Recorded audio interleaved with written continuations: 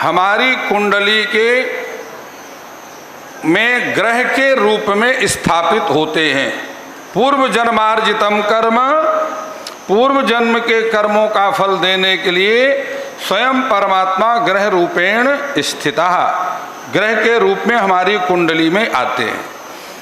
ध्यान देने की बात यह है कि हम ज्योतिष में जब हम बात करते हैं तो हम उन ग्रहों की बात नहीं करते जिन ग्रहों की बात वैज्ञानिक साइंटिस्ट करते हैं। जिन ग्रहों की बात साइंटिस्ट करते हैं वह पर्वत हैं, नदियां हैं, जंगल हैं और कहते हैं वहाँ पर शहर भी बसाना है। जिन ग्रहों की बात वैज्ञानिक करते हैं, लेकिन जिन ग्रहों की बात हम करते हैं, हमारे ज्योतिष शास्त्र करता है, वह उन ग्रहों की बात नहीं है। उन ग्रहों से भिन्न हमारे अलग ग्रह हैं। हमारे वह ग्रह हैं जो देवता के रूप में हैं, जिनकी हम यज्ञ इत्यादि में उपासना करते हैं। और हम पृथ्वी में रहते हैं, लेकिन हमारे जीवन का जो कंट्रोल है, नियंत्रण है, रिमोट कंट्रोल है, वो आकाश में है। आकाश में ग्रहों का जो गोचर है उसके अनुसार, उस गोचर और दशा अंतर्दशा के अनुसार हमारे जीवन का परिवर्तन होता रहता है। ध्यान दीजिए, आप लोग ध्यान से सुनेंगे तो अच्छी से बढ़िया बात बताने का मन करता है। अब देखिए, ज्योतिष में त्रिस्कंध ज्योतिष है, संहिता, सिद्धांत और होरा। संहिता क्या है? ज्योतिष का जो गणित भाग है। जब से कंप्यूटर आ गया तब से संहिता को अर्थात गणित की तरफ से प्रायः लोगों ने मेहनत कौन करे ऐसा सोच करके कंप्यूटर से ही काम चला लेते हैं। लेकिन संहिता ज्योतिष का मुख्य भाग है। जब तक आपको संहिता का ज्ञान नहीं होगा, तिथि वार नक्षत्र पंचांग का ज्ञान नहीं होगा, एक तिथि में बताइए कि जो तिथि क्षय हो जाती है या वृद्धि हो जाती है वो कैसे हो जाती है?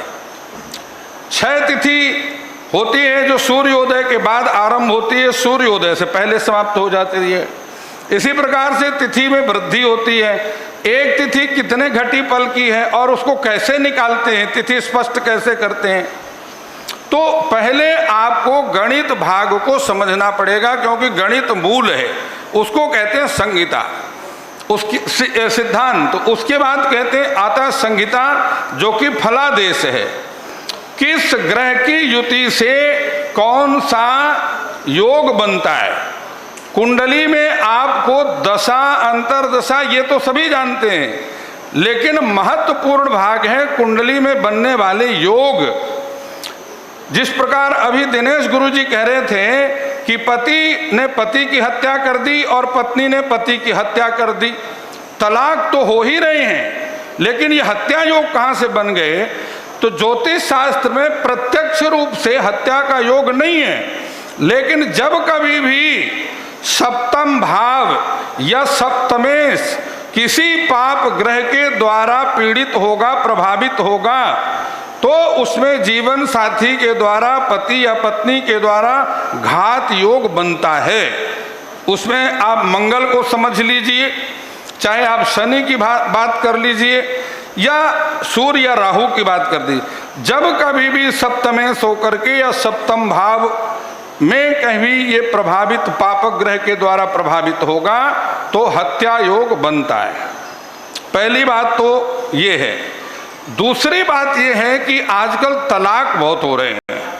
तलाक का कारण क्या है? और आप देखेंगे कि कुंडली मिल रही है मेलापक में।